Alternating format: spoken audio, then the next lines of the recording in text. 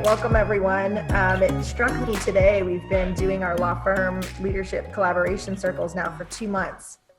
Can you believe that? We started the end of March and here we are, end of May. In some respects, it feels like the 8 weeks that it's been. And in some respects, it feels like it's been a year. And in some respects, it feels like it's been a couple weeks, right? Depending on the day. I just am always so encouraged every week. I learn something from someone on these calls, and I've just been so grateful for this collaboration and what we've been trying to accomplish today. And as we've been talking the last couple of weeks about where do we go from here? You know, I think in the very beginning, we were all a little frantic, you know, what's business going to look like? What's money going to look like? You know, how can we create this opportunity for conversation amongst law firm owners and business owners? And we were kind of honing in on specific fears around money and people and marketing and culture, and how can we really have some meaningful conversations and transparency around, I'm freaking out and here's what I'm freaking out about. Is anybody else freaking out about that? And then finding solutions and ideas to help solve those concerns. And so we actually thought, now that we're a couple months in, let's go back and revisit some of those topics, and starting with financial management during COVID. I mean, when we started a couple months ago, we were like, PPP wasn't even, I mean, it was a thing, but we were still kind of like, what is this? What is this? What's EDIL? What do we do? What's blah? And are we going to have work coming in over the next 2 months? We don't know. Is the phone just going to stop ringing, period? And so I thought this would be a great time for us to just connect on money again and financial management during this crisis. And I thought, like, you know, I sent everyone an email in advance. Some of the questions that were on my mind were, how have things changed for you? You know, things that you were fearful of 2 months ago, do those same fears, are they still around? Or have they shifted or changed at all?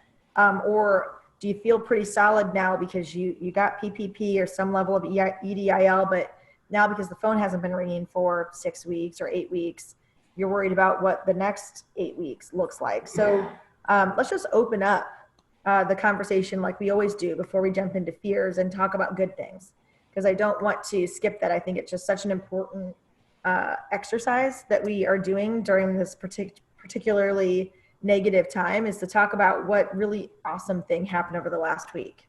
Anyone want to jump in and share? I'll jump in from the Bar Association standpoint. We are back in the office now. This is our first week back. Everybody is here. It was a bit of work to get all the policies together. You don't think about, Hey Zoe, we can't hear you all that well. Okay. Yeah, that's better when you lean forward. Okay. I'll lean forward. It was a lot to get the policies put together, like mask wearing and mask, and make sure we had plexiglass up and a little more activity. And I guess I originally thought of on returning. But right now, from a financial standpoint, we are looking at creating ways to be cost effective and taking it as an opportunity. Vansel spends a ton of money on food, and really, from a liability standpoint, do we want to be handing out food anymore? So maybe moving those noon meetings to 4:30 or. Hey Zoe, every time you get farther away from your computer, your voice is so quiet we can't hear it. Okay. I'm yelling now, but I'll keep. Well, that's perfect.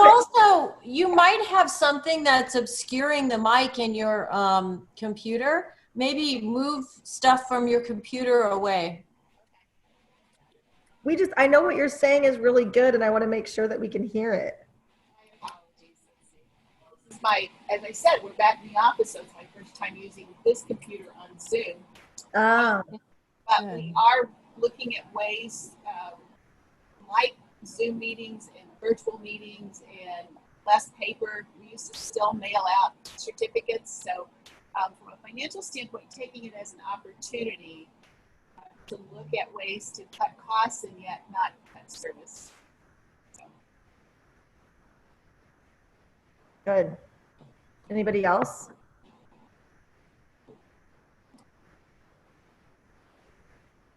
Legal Back Office got another new client in Central Illinois that has about 18 lawyers, and that's really awesome for us. I've just been pleasantly surprised at how we've just been continuing to grow during this time.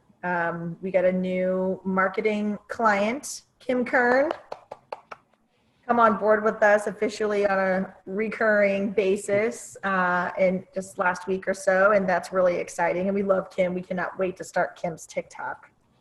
But it's been really encouraging. Yeah, it's happening. It's happening, Kim. It's been really encouraging for me to see business still growing for us. So that's been awesome. Really awesome. Well, Yeah, I mentioned it last week, but I'll reiterate what I continue to see is those before and during COVID that were unemployed. I'm seeing people finding opportunities. So that's good news. Not just those coming right out of college, but those that had a long career. And I got emails from a couple folks that I was helping out this past week, again, finding opportunities. So that's good news. Yeah, that's great news. Yeah, we've not seen our revenue drop off. Surprisingly, we continue to be surprised every day that it's still coming in. Yeah, I think it's going to hit us at some point probably, but maybe far enough down the road. It's just like any other cycle, if you will. And so it's been encouraging, I suppose. I think This maybe- is Kim. Go ahead, Kim. I have two things to share. Randy, first of all, I always love the trip to outer space with you, so keep that background up. I did a webinar last Friday for Thanks, I appreciate That's the Case, and it was super fun. Oh, good. And the interesting thing is that my video didn't work, so we had to pivot and be fluid at the last minute and realize that, oh my God, the video is not working. So it worked out, it was fine. And I was kind of proud of us all for being so open to changing at the last minute, because that was a big deal. Yeah, that is a big deal. And it's so interesting. Something that would have probably thrown us for a total loop, 6 months ago, technology going awry would have been devastating. And now we use it all day, every day, and everyone's just really flexible. That's great. Well, a couple of you mentioned finances actually in your positive comments, which I think is really interesting. Talk a little bit about how many of you were able to utilize PPP funding and or EDIL loans and how that's been going for you? Yes, you've utilized it, it's been great, or concerns? Let's start that conversation. Well, we got one, fortunately.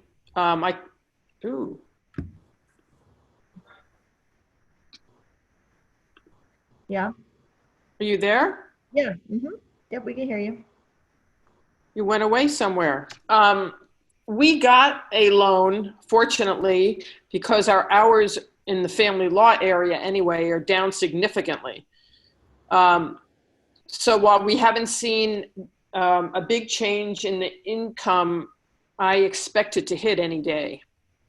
So I'm thankful for the loan. Mm-hmm. That's good. It really has given people, I think, a lot, the cushion that really needed it. And some people, is there anyone on the call that got PPP that hasn't seen a drop in revenue, but it just gave you peace of mind that it was there if you needed it? Yeah, that's us. Yeah, we took a PPP loan and haven't, like I was mentioning, we haven't seen a drop in revenue yet. I think we will, but so it gives us some comfort. Mm-hmm. Good. Anybody else? Anyone choose to or have any questions about getting an EDIL loan in addition to the PPP? I know it seems like the SBA was pushing out approvals for EDIL, just over the last 2 to 3 weeks after everyone got their PPP funding, and there was a lot of confusion around, well, should I take the loan or not take the loan, and how will it affect my forgiveness? Just open discussion. Anyone engaging with the EDIL loans through the SBA? I'll share for our experience, legal back office, our PPP funding was very unique because we had all contractors in 2019. So the amount of dollars that we were approved for PPP wasn't really indicative of our actual payroll costs today. And so that number was substantially lower than what our payroll costs are. And also we haven't seen a drop in revenue, but it was more wanting that cushion, that cash flow cushion. So when we did get the EDIL, well, and the other unique factor was, being a founder and owner, I hadn't really paid myself yet and didn't pay myself the one time this year. I didn't pay through payroll. So my owner income, could have, since I'm a full-time functioning resource for the company, that should have been eligible for PPP funding. There was nothing in that. So that number was just so substantially low that when we got approved for EDIL loan, we decided, we're like, this makes a lot of sense actually, to do the EDIL loan. It kind of bridges the gap, and it's 3%, and it's a 30-year loan. You have to start paying it back for a year. So for us, that EDIL loan actually made a lot of sense because the PPP didn't really bridge that gap like we had hoped it would. So I was really grateful for that. We did have, one of our clients that's not on the call get the EDIL loan option in addition to the PPP. So we had all kinds of conversations about, does that make sense, and will it affect forgiveness? And Andrea, maybe you could jump in a little bit too and just talk about some of the advice that we were giving to that client about, how they go about making that decision. Sure. Good morning. So when it comes to taking any outside capital, it's really a matter of what's your risk tolerance and what you're using it for.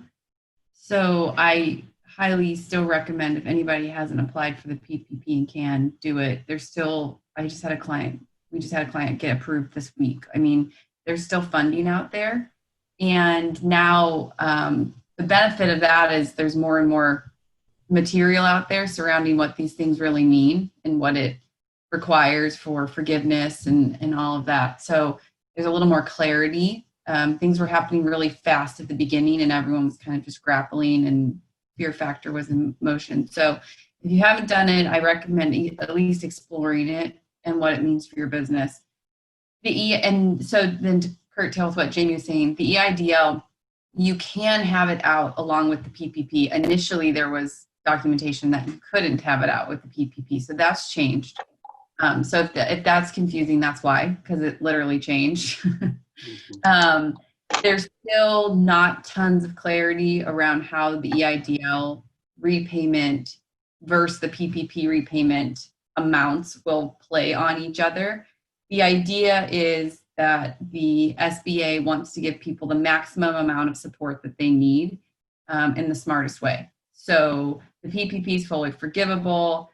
There's documentation out there that you'll have to reduce your EIDL and pay that portion back in the amount of your PPP initially, but they're still working it out. And when you talk to bankers and our financial advisors, they're as in the dark as we are on a lot of this stuff. And they're not allowed or subject to give us any of the inside information yet until the bank starts processing those refunds. So some people are just now tipping into the forgiveness application. And so those banks are releasing information. So it's very interesting how all this has been working out. And my recommendation on it is keep asking people.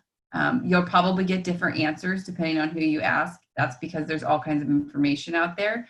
So be very, very thorough in your tracking. The idea is the intent and the use behind the funds you're given for the forgiveness of the PPP. For the EIDL, my recommendation on that is if you are in a cash-strapped position or foresee you will be, and it makes sense to cushion the bank account, do it. It's cheap money with a very long payment period back and a 6-month deferral. So it's a cheap loan. And if you decide in a couple of months you don't really need it, then pay the thing back and get it off your balance sheet. But for now, if you're fearful, then I would say take it and have it there. And then as the dust starts to settle over the next 30, 60, 90 days, you can decide what you want to do with the capital. You're muted, James. Thanks. And also thanks for correcting my acronym being incorrect. I literally said EDIL, I think like 10 times. I interchange it all the time. Don't worry about it. EPPLI. I mean, they're all the same thing at this point. EIDL, blah, blah, blah, blah, blah, SBA. Thank you, Andrea. Jordan, would you jump in? Is there anything you would add to that or from your experience? Yeah, so she's absolutely right in terms of, we talk all the time about good debt versus bad debt.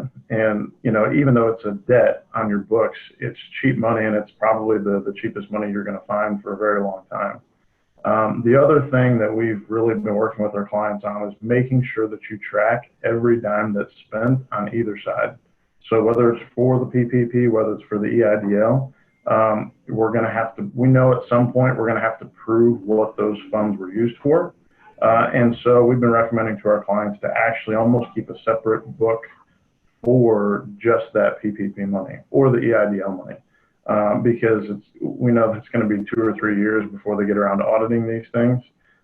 And so we don't want, clients later saying, oh man, I got to go back 2 years to find what I did with this. And how can I actually prove it? Because, of course, that's what they're going to want to see. And so work with your accountants and your bookkeepers on tracking exactly what it was used for, where it went, how long you had it for, because that's the kind of documentation they're going to need to see anyways, if you're applying for the forgiveness side of things. And obviously that's a huge plus to the PPP to begin with. And so even though there's a lot of confusion on, how it's going to happen or when you can do it and how they're going to take the approval process, because we know this is going to be a big part of it, keep track of everything for as long as you need to. Mm-hmm. Yeah, that's a really good point as well. One of the things I was going to mention that I think is helpful for a discussion point even is one thing I've been noticing is that I think part of the fear around cash flow has been certainly the uncertainty of how is this pandemic going to affect people calling in, signing up, retaining, becoming clients. But also, I think as a business owner, uncertainty comes from not knowing your metrics and not knowing your KPIs. And if your average case revenue and how many cases you need to have open and being worked at any given time, to produce the revenue that you need, the cash flow that you need. Yes, that can translate also into hours, but that's almost like your storehouse. It's easy when you're selling iPhones and you've got 10 iPhones on the shelf, you've got 10 iPhones. If you've got 10 divorce cases on the shelf, what does that mean to you monetarily over time? If you've got 10 estate planning clients, if you've got whatever the work is, 10 corporate clients, sometimes that average number is deceiving and sometimes it's really helpful. And so one of the things I've been thinking through is I think it gives us more confidence or tells us we need to do something different if we can look to the future a little bit. So I know the phone's not ringing for new work, but if I want to keep cash flow going in the way that we expect, what does that mean for my business? How many open cases do I need to have being worked right now? How do those cases translate to hours or $2, whatever it is, or to, mediations, how many mediations do I need to actually be doing every month? And if I retain 50% of all the clients that I meet with, then how many clients do I need to be meeting with, even if that's virtually, just to keep that pipeline full if that retention doesn't even happen until June or when we can get together in person. So that was one other piece of advice I wanted to offer around the fear of the future is if we can get our arms wrapped around some of those key metrics on pipeline and how our business is actually going to achieve those revenue dollars, I think that will give us a greater confidence or give us a holy shit moment. We need to figure something out, but we need to act maybe now instead of sitting on it for a little bit. So I think that might even be a good discussion just regarding performance metrics. I mean, are there metrics that you are tracking? Like Randy, do you guys track KPIs regularly that's given you a confidence, or do you not track them and you're just like, thank God it's kind of worked out that we've gotten the revenue that we expected? Tell us how you guys handle that at your firm. There's a couple of us that look at it probably at least once a week, and I'm looking every day at what's coming in and what's going out, and that I have an Excel spreadsheet for the just for the PPP purposes that I just do. And every time I pay something, I just drop it in there. Our accountants have access to all of it. They sure they'll be able to pull it out pretty easily. But I want to know about where we are on it. But yeah, we're, you know, Is that just cash though, or are you actually looking at like casework in terms of hours and open files and whatnot? we look at it. We look at hours collected, hours billed, and then of course what services have been, what we're actually collecting and where it's, where it's being applied, the types of cases it's being applied to. How often do you all require and or suggest time be entered for your hourly billers? What's the frequency of that? We do. It's a little bit up to the individual staff that do the entry, but my primary staff person who does that does it as able, but generally once we bill monthly, and she generally gets it in. It's always done by the end of the month, but depending on what her workload is, she'll do a little bit of it here, a little bit of it there, mine as well as another attorney's. And so it's typically no more than a week behind. Elise, But until at your firm, we do every day. Every day. And if I don't, by 9 o'clock the next morning, someone's calling me to say, where's your time? excellent. I mean, we really stay on top of it. Excellent. yeah, we get, most of us, at least for me, most of us enter our own time every single day. I just keep it running, and then but it doesn't get entered into the system until they get to it. So if you enter your time, what does that mean, Randy? Does that mean you have like two different systems where the time's being tracked? There's only one system where it's tracked. We do not have, we are working on it supposedly where it can be entered directly into our billing system, but we don't have that now. Most of us use a lot of abbreviations that our staff knows. So no, for me, it's entered onto a spreadsheet essentially that I just keep running on one of my screens. And I enter it contemporaneously every day, and then save it with a date name, and then my staff pulls those. Offline. We should talk about that. So we on our system, we enter it every day, and then it gets processed when it gets billed every month, but you can see a work in process in our system. So if you go in, you'll see the amount that's been billed and the amount that hasn't been billed.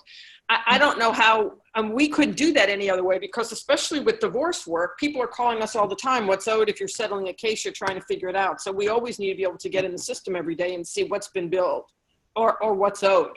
That's awesome. That's where my mind was going, was WIP. How many people are looking at work in process and using that as a future planning tool? What software are you all using, Elise, for your billing? ProLaw. ProLaw, okay.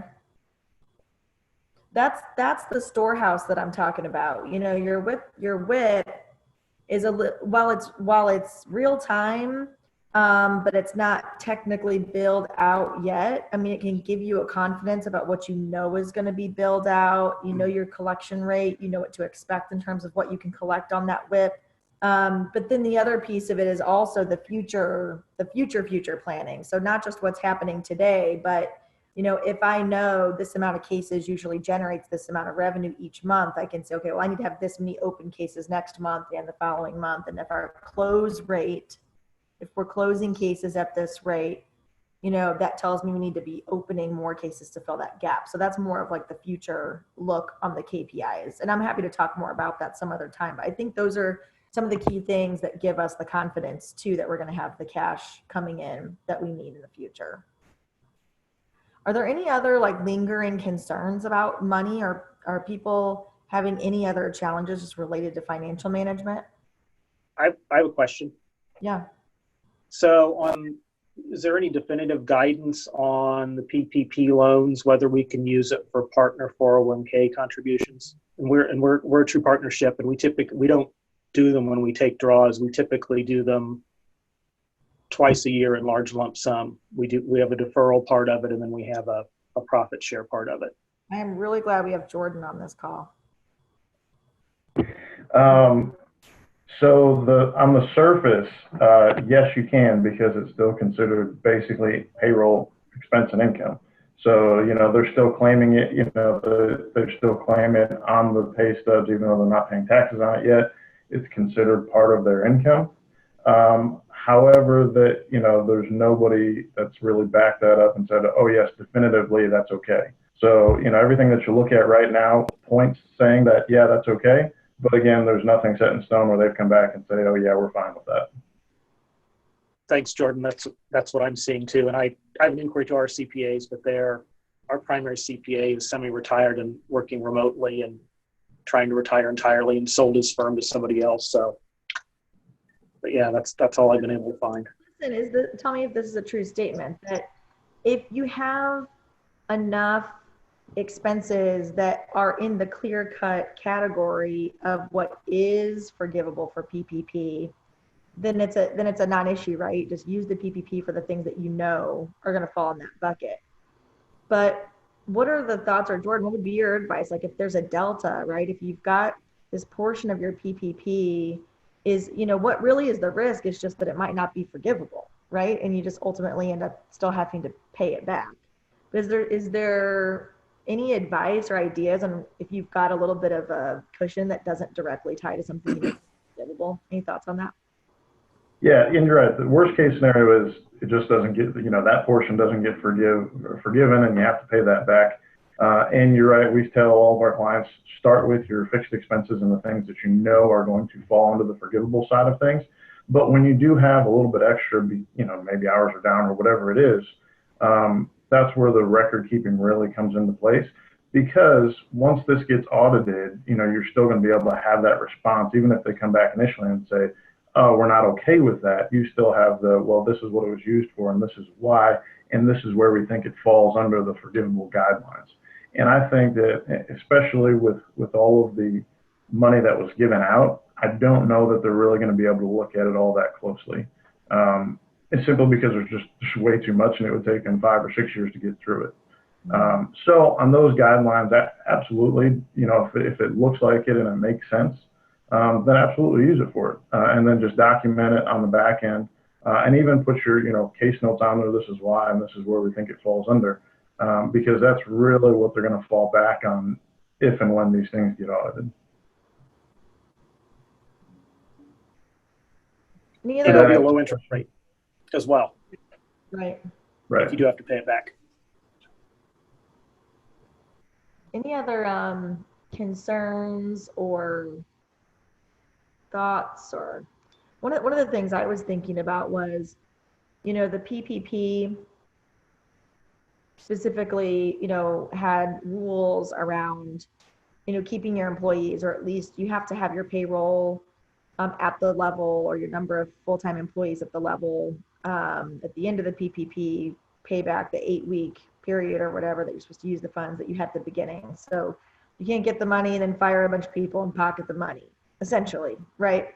So one of the thoughts I kind of had in my mind, because there are firms that maybe haven't experienced that lower revenue yet, and so they have the PPP funds, they've used the PPP funds, but that lower revenue hits in a future month because of the phone not ringing in May. It's going to affect July. So what have you guys heard, if anything, around, you know, if a firm's used PPP money during an 8-week period, it's all gone, they've used it for the things they were supposed to. Now it's July and we just don't have the work. We don't have the work because the phone wasn't ringing in May and it maybe just barely started ringing in June.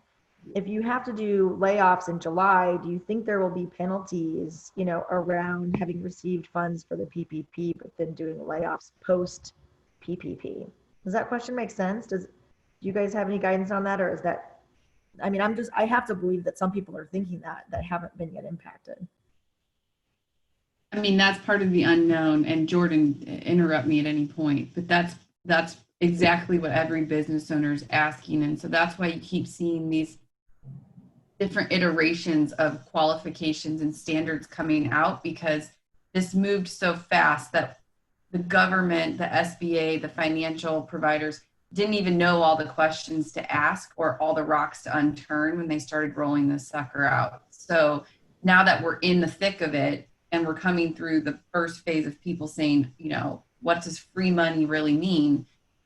All these new standards are coming out. And I think that's what Jordan's alluding to, is in weeks, months, years to come, the clarity around this is going to become much more clear. And until then, that's a great question. I think a lot of people, to what we're all experiencing on the phone, are saying, you know, my business really hasn't been affected totally yet, but in 6 months from now, it might be. So what does the government do then, right? Because they gave us all this funding up front. We were okay. We floated it. So I'm Jordan, jump in if you see it too, but that's kind of one of the $1 million questions everyone's asking, and everyone's saying, I don't know, we're dealing with what we already rolled out. We'll get to that.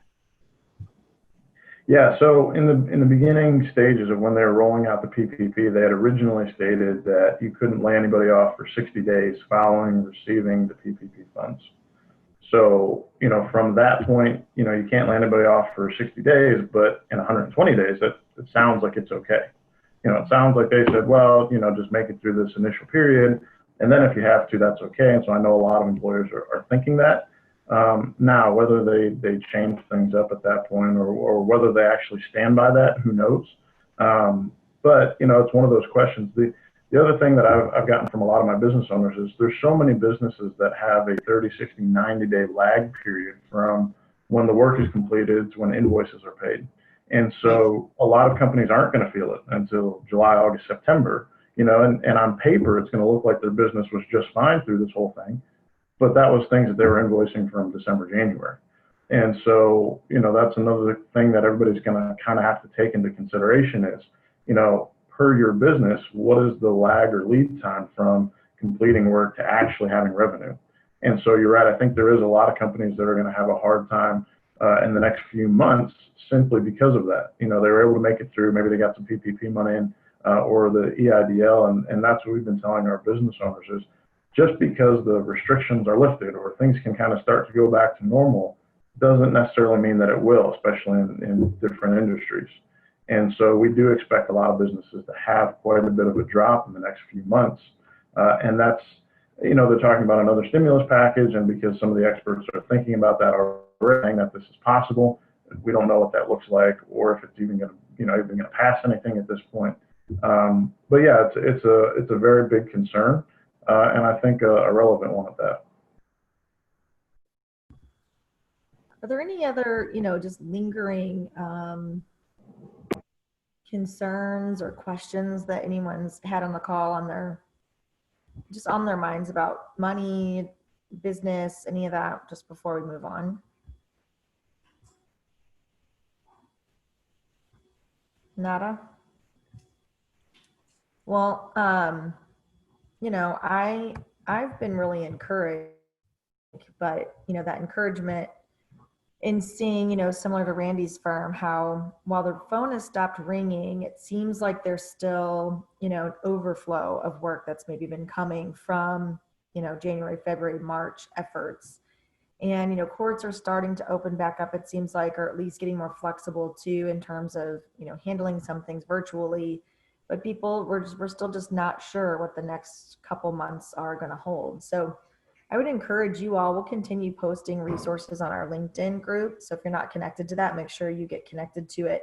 And if you bump into any resources that you think are, you know, particularly meaningful, please let us know. So possibly my favorite portion of every week. Anyone have any limericks, jokes, memes, or fun things to share that help us get through the week? Not everyone at once. It can't be me again. Every week it's me. Someone's got to have some funny picture or meme. You know, Jamie, I don't have one, but as people are thinking, I had one question for the group. we are coming back into the office on Monday, rotating A and B group, and we're looking at potentially an app that is called Protect Well, which kind of monitors the well-being, temperatures of employees. I know most on the call aren't as big of a firm as we are, but I was wondering, is anybody looking at apps for their employees to help? It's called Protect Well is the one that I've heard of, but I'm not saying we're going to use it, but apparently it monitors and checks the temperature of your employees as they walk in. I was just curious if anybody else is looking at an app similar to that. I think my office is doing something, but I'm out of the loop. I can certainly check. Yeah. And at least if we find out that we're using, I'll give you information as well. Yeah. I did check with a couple non-law firms, and they're looking into it. Doesn't mean that they're going to use it, but this one is called. Well, you said?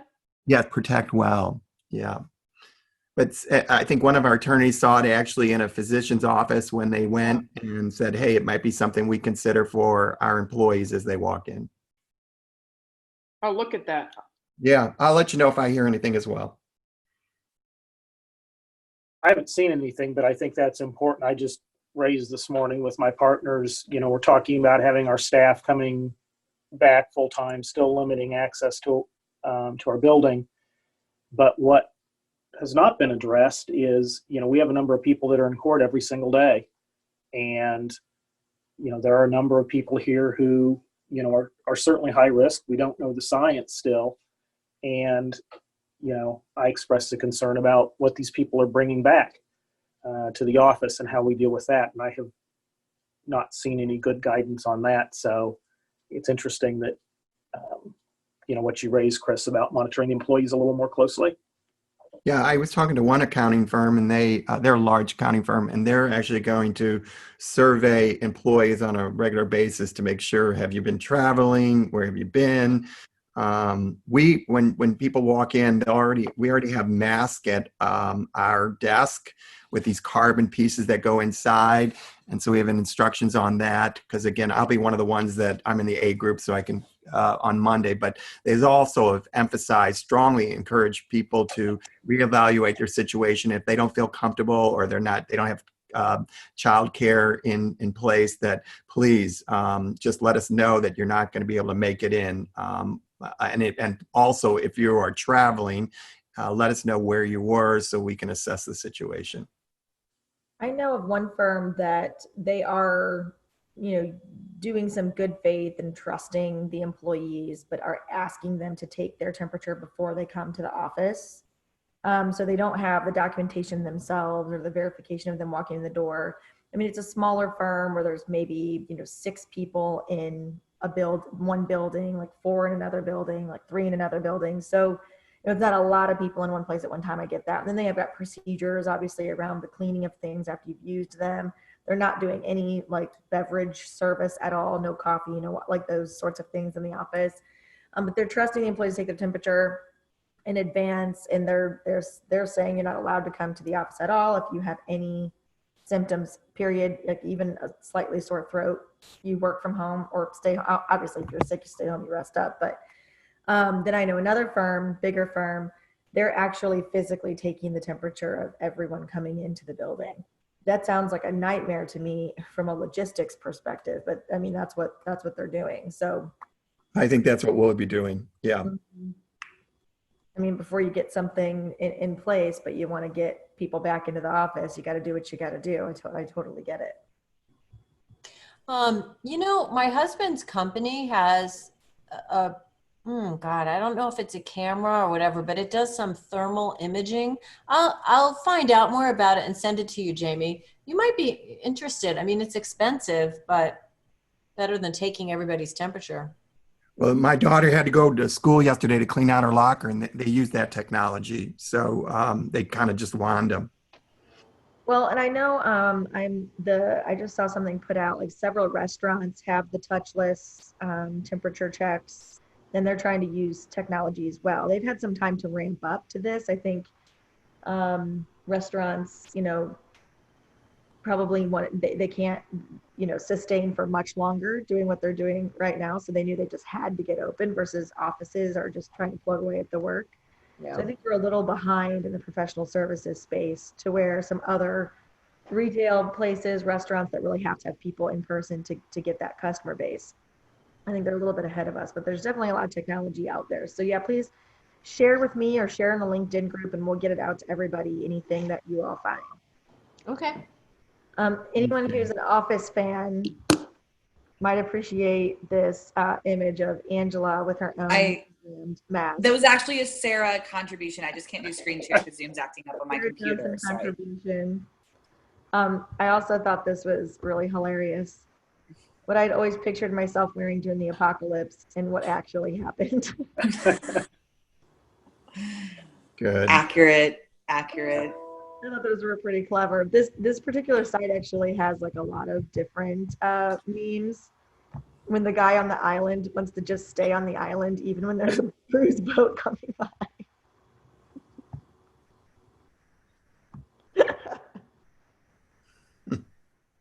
I do have something inspirational I can share. It's not a meme, but something that I Please that I get us out of this terrible meme land.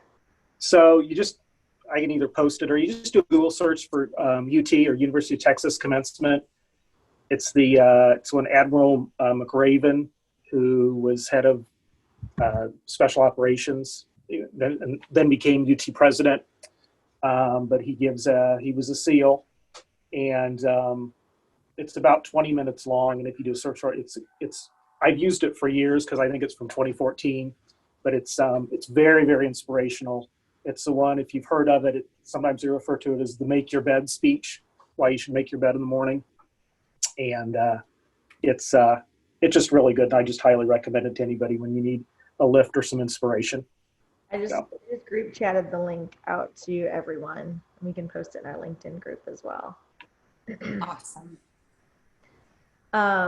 Another inspirational video you should watch that's only 3 minutes long, and I'll find it and send you the link.